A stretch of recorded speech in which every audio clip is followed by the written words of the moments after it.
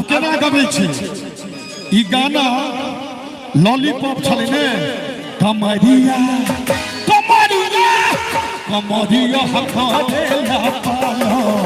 Lollipop लागेलू कमरिया हकारेला पालो लॉलीपॉप लागेलू। ई गीत पवन सिंह के स्टार बना दलके, लेकिन ई गीत कतौ के छलै हमरा मिथिला के कोन गीत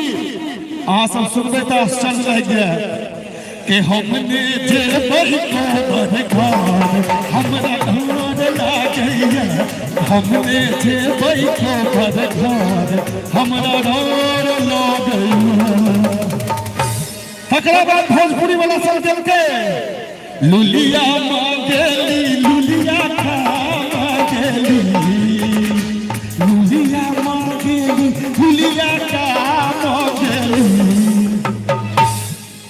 लुलिया हमर है उजला गमछा वाला भैया हे लुलिया हमर भैया जैसन भतार मांगेली। ई गीत इहो हमरे सबके गीत छलै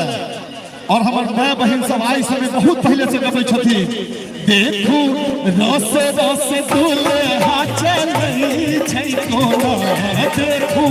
रस रस दुल्हा चलै छै कोना